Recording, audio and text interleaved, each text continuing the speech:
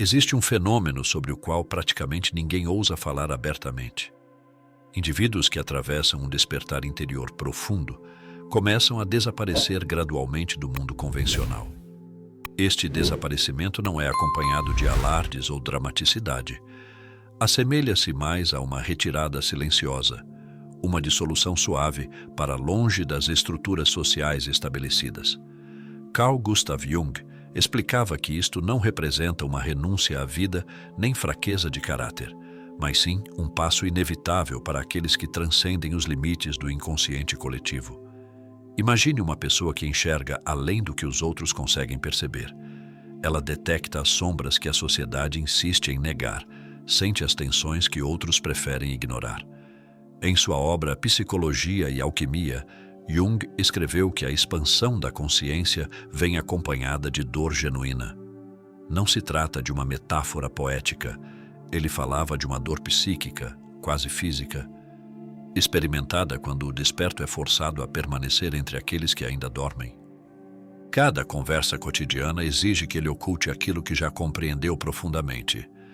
Cada dia transforma-se num espetáculo teatral onde precisa fingir não perceber o óbvio. Jung denominava isso de fardo da visão ampliada. Quanto mais claramente uma pessoa reconhece sua própria sombra, mais pesado se torna testemunhar as projeções massivas da sociedade. Quando você conhece intimamente sua própria capacidade para o mal, torna-se angustiante observar outros negando-a e projetando-a em inimigos externos. Você testemunha como a multidão acusa, odeia, guerreia, sem compreender que está lutando contra seu próprio reflexo distorcido. Como seria possível participar tranquilamente deste jogo ilusório? Permita-me perguntar, você já experimentou essa sensação de alienação profunda quando está entre pessoas, mas sente que fala uma linguagem completamente diferente? Jung descrevia isso como solidão psicológica, quando mesmo numa sala lotada você permanece fundamentalmente sozinho. Não porque não te escutam, mas porque são incapazes de genuinamente compreender. Muitos de seus pacientes confessavam sentimentos idênticos. Relatavam não conseguir mais participar de discussões políticas ou debates sobre quem está certo ou errado. Tudo lhes parecia um teatro onde pessoas combatem não problemas reais, mas suas próprias sombras interiores projetadas. Um dos discípulos de Jung escreveu: "Não consigo mais discutir. Vejo apenas projeções por toda parte. É como observar duas pessoas lutando contra seus próprios reflexos no espelho e chamando isso de luta pela justiça. O indivíduo desperto começa a experimentar um esgotamento profundo. Cada presença em meio à multidão drena suas energias vitais." Jung falava sobre isso como trabalho psicológico invisível, o esforço constante que pessoas conscientes realizam simplesmente para coexistir com os inconscientes. Eles precisam filtrar projeções alheias constantemente, manter fronteiras psíquicas, evitar envolvimento em dramas desnecessários, preservar clareza onde reina o caos. Você já sentiu esse cansaço existencial? Não surpreende que muitos escolham o silêncio. Eles cessam de aparecer nas redes sociais, evitam reuniões barulhentas, escolhem deliberadamente a solidão. Não é fuga covarde, é preservação daquilo que conquistaram com imenso esforço. Em Memórias, Sonhos e Reflexões, Jung narrava seus próprios períodos de reclusão na Torre de Bollingen. Ali podia ser autenticamente ele mesmo, sem necessidade de representar papéis sociais. Ali escutava o silêncio que curava mais profundamente que quaisquer palavras. Este silêncio não significa abandono do mundo, representa cuidado essencial com a própria consciência. Afinal, cada despertar necessita tempo para enraizar-se profundamente. Reflita. Seria possível manter clareza mental gastando-a diariamente nos jogos intermináveis do inconsciente coletivo? Por isso, o silêncio dos despertos não constitui vazio. Está repleto de trabalho interior, integração psíquica, busca pelo autêntico. Jung escreveu: "Quem olha para dentro desperta, mas o despertar sempre conduz a novo patamar de responsabilidade." O indivíduo não pode mais permitir-se viver no sono coletivo da sociedade. É compelido a recuar. Este recuo aparenta ser desaparecimento. Na realidade, é transição para outro estado de ser. E aqui alcançamos o cerne. O silêncio dos despertos não é negação da vida, é proteção da vida consciente. É método para preservar a luz da consciência, impedindo que se apague sob pressão das massas. Quando alguém escolhe o silêncio, não o faz por desprezo aos outros, mas por amor à verdade e à própria integridade. Se você já sentiu essa atração pelo recolhimento, saiba, não é fraqueza, é etapa no caminho que Jung descreveu minuciosamente.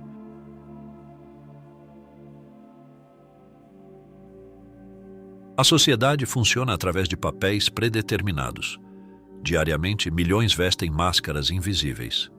Alguns interpretam profissionais bem-sucedidos, outros pais dedicados, outros cidadãos cordiais, sempre dispostos a concordar com regras estabelecidas. Carl Gustav Jung denominava esta máscara de persona. Ela é indispensável para interagirmos socialmente, integrarmos-nos ao sistema e executarmos nossas funções designadas. Mas o que ocorre quando alguém desperta e descobre que atrás dessa máscara quase não resta espaço para o eu autêntico? Jung escrevia que a persona pode ser comparada ao figurino de um ator.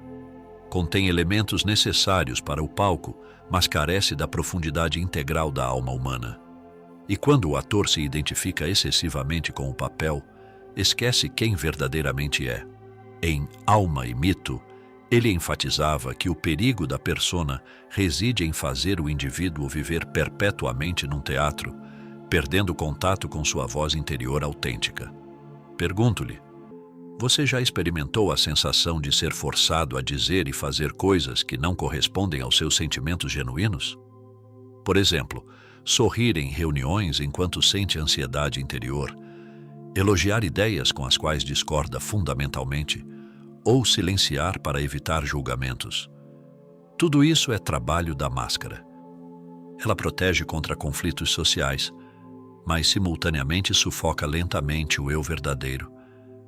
Jung vivenciou esta crise pessoalmente. Após sua famosa confrontação com o inconsciente, não conseguia mais ser apenas o respeitável psiquiatra suíço que seguia convenções acadêmicas. Ele relatava que cada consulta, cada palestra exigia que interpretasse expectativas sociais, mas sua visão penetrava mais fundo e não podia mais fingir. Foi então que construiu a torre em Bollingen, onde abandonou os papéis sociais e pela primeira vez em anos respirou vida autêntica. Erich Fromm, em O Medo à Liberdade, expandiu este pensamento. Escreveu que o homem moderno frequentemente prefere submeter-se e desempenhar papéis apenas para evitar a responsabilidade pela própria autenticidade. A sociedade recompensa máscaras obedientes e pune quem escolhe ser genuíno. Fromm chamava isso conformismo, enquanto Jung via uma doença espiritual que eventualmente se torna insuportável para o desperto. A pessoa que estabeleceu contato com seu eu interior começa a sufocar com a necessidade de atuar. Visualize uma sala de reuniões onde todos pronunciam palavras corretas, fazem gestos apropriados e demonstram imagens de sucesso.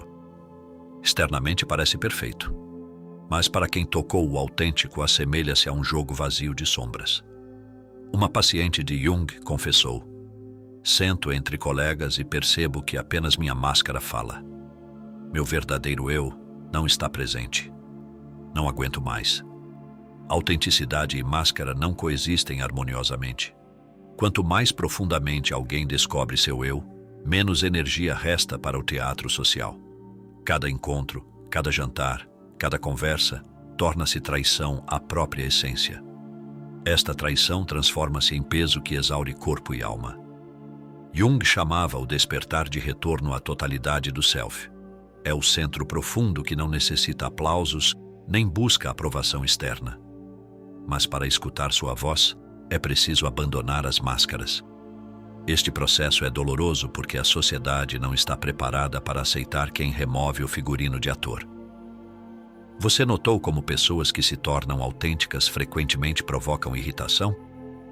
São rotuladas de estranhas, inconvenientes, até antissociais, mas na verdade simplesmente não conseguem mais atuar. E este é o ponto crucial.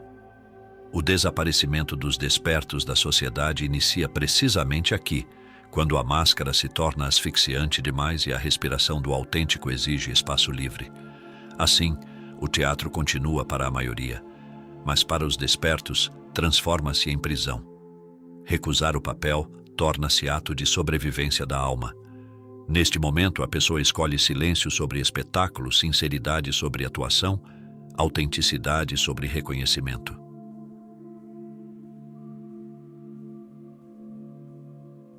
Carl Gustav Jung afirmava que cada ser humano carrega consigo uma sombra psíquica. É aquela porção da psique que nos recusamos a reconhecer. Ali residem agressividade, inveja, sede de poder, medos e desejos incompatíveis com normas sociais. Quando alguém confronta sua sombra, descobre uma verdade difícil, mas essencial sobre si mesmo. Porém, a sociedade funciona diferentemente. Em vez de reconhecer sua escuridão, projeta-a externamente. Inimigos, estrangeiros, outros grupos tornam-se portadores de tudo aquilo que as pessoas se recusam a enxergar em si mesmas. Jung denominava isso manifestação do inconsciente coletivo. As massas unem-se não em torno da verdade, mas ao redor de projeções compartilhadas. Em Arquétipo e Símbolo escreveu: aquilo que o indivíduo não deseja reconhecer em si, facilmente encontra no outro. Quando existem milhões desses indivíduos, nasce uma ilusão coletiva de que o mal sempre reside externamente. Assim surgem conflitos políticos, guerras, divisões sociais. Friedrich Nietzsche observava fenômeno similar sob outra perspectiva. Falava sobre mentalidade de rebanho, a tendência majoritária de seguir explicações simplistas e encontrar inimigos em vez de olhar internamente. Suas palavras: o homem prefere acusar outro a reconhecer a própria culpa, ressoam como confirmação das ideias junguianas. Quando o indivíduo desperto começa a perceber isso claramente, o mundo transforma-se num teatro de sombras onde todos acusam, mas ninguém assume responsabilidade. Pergunto: você já observou pessoas debatendo ferozmente, convictas de sua razão, mas, na verdade, apenas refletindo seus próprios temores? Debates políticos, conflitos acirrados nas redes sociais, brigas familiares, todos exemplos da mesma dinâmica destrutiva. Jung afirmava que não se trata de batalha de ideias, mas colisão de projeções coletivas. Dois lados discutem, mas são suas sombras que combatem. Para o desperto, este espetáculo torna-se torturante. Não consegue mais participar de acusações porque enxerga a essência. Compreende que ódio direcionado a grupos externos é mero reflexo do ódio à própria sombra interior. Em Psicologia e Religião, Jung escrevia que a integração da sombra começa reconhecendo em si aquilo que condenamos nos outros. Sem isso, não existe desenvolvimento genuíno. Imagine multidões procurando culpados por seus sofrimentos. Um culpa governo, alguns culpam estrangeiros, outros vizinhos. Mas quem reconheceu sua sombra, vê que o verdadeiro inimigo está dentro. Compreende? Enquanto cada um não reconhecer sua própria escuridão, a sociedade continuará criando inimigos infinitamente. Como permanecer testemunha tranquila disso? Jung chamava de psicose das massas. Escreveu que precisamente nesses períodos históricos, projeções coletivas conduzem a guerras e catástrofes. A sociedade aparentemente perde a razão agindo sob domínio do inconsciente. Para quem percorreu o caminho do trabalho interior, permanecer em tal ambiente torna-se intolerável. Não é questão de orgulho, é sobrevivência da alma. Lembre quantas vezes nas notícias ouvimos acusações contra o outro lado. Sempre existe grupo sobre o qual se transfere culpa. O desperto vê que é sempre o mesmo mecanismo. É reflexo da sombra não integrada. Compreende? Vi isso em mim mesmo. Por isso sei que não desaparecerá até as pessoas reconhecerem sua própria escuridão. Aqui começa a ruptura interior. A pessoa não consegue mais participar de conflitos massivos porque sabe que não resolvem o problema. Apenas intensificam projeções. Jung escreveu: guerra é colisão de sombras coletivas. Quando você enxerga isso, torna-se impossível sustentar o jogo habitual da sociedade. Assim, o desperto encontra-se em posição singular. Vê o que outros não percebem, e este conhecimento torna-se fardo pesado. O peso de ver transforma-o em andarilho que não consegue mais fundir-se com a multidão. Seu olhar é claro demais para participar de ilusões coletivas, e precisamente este fardo conduz ao próximo passo: a necessidade de solidão, onde possa preservar consciência sem perder conexão com o eu autêntico.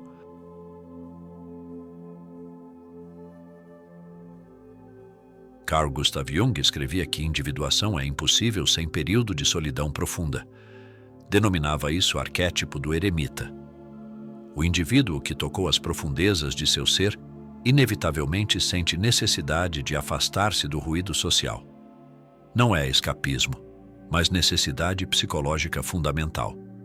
Em Memórias, Sonhos, Reflexões, Jung confessava que os anos na Torre de Bollingen tornaram-se período quando finalmente pôde escutar a si mesmo.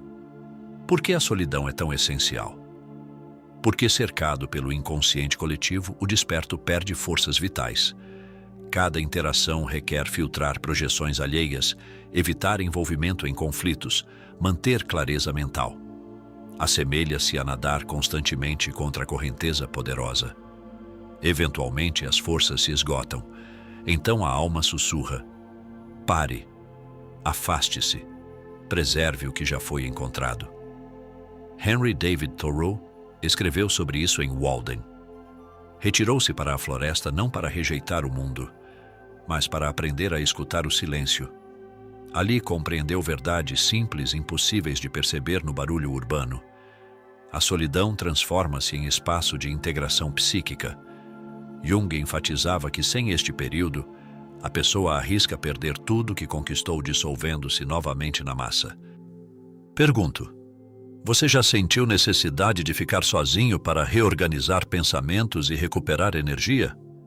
É exatamente isso que o desperto vivencia, apenas em profundidade muito maior. Compreende que silêncio torna-se proteção. Solidão transforma-se em medicina. Eremitismo não significa misantropia. Significa cuidado com a alma. Na solidão, a sombra integra-se sem pressão social. O eu verdadeiro ganha força. A voz interior torna-se mais clara. E precisamente neste espaço nasce nova qualidade de consciência, que um dia poderá retornar ao mundo, mas não para atuar, sim para contribuir autenticamente. Jung afirmava que o caminho de individuação sempre atravessa 3 fases: partida, transformação e retorno. Mas retorno nunca significa voltar à vida anterior. Quem tocou a própria totalidade do self não pode tornar-se novamente apenas máscara. Retorna transformado, trazendo o que nasceu no silêncio. Jung chamava tais pessoas de habitantes fronteiriços. Não desaparecem definitivamente, mas não conseguem fundir-se com a massa. Seu lugar é na margem social, onde é possível manter a autenticidade. Ali, tornam-se artistas, filósofos, mestres que compartilham profundidade com quem está preparado para ouvir. Lembre suas palavras. Apenas quem conheceu a si mesmo pode oferecer ao outro mais que conselhos. Neste ponto, é crucial compreender: solidão não é fim. Prepara novo papel não de ator, mas de testemunha e guia. Jung escrevia que o retorno do desperto lembra o ciclo mitológico do herói. O herói parte para a escuridão, vivencia a morte do eu antigo e retorna com dádivas. Estas dádivas raramente interessam a multidão, mas são vitais para quem está no limiar do despertar. Pergunto: você percebeu que os mais profundos mentores e pensadores raramente habitam o centro barulhento? Atuam na periferia, em pequenas comunidades, entre preparados para escutar. Assim funciona a evolução da consciência. O retorno do desperto não é volta ao jogo, mas criação de novos espaços onde autenticidade pode respirar. É contribuição para o futuro, onde consciência será norma, não exceção.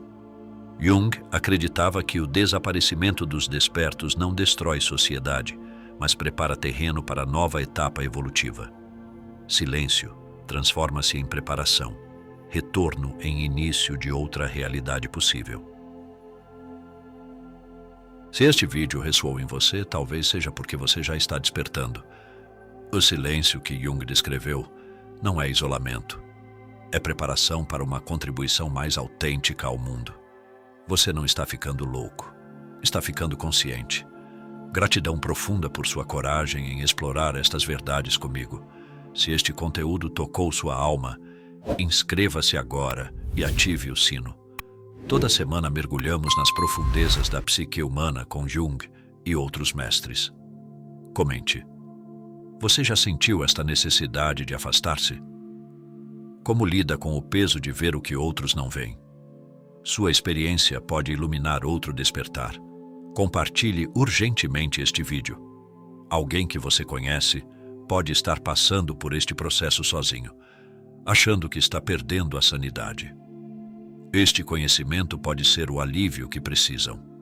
Lembre-se, o eremita retorna com presentes. Seu silêncio hoje é sabedoria de amanhã. Obrigado por assistir e até o próximo vídeo.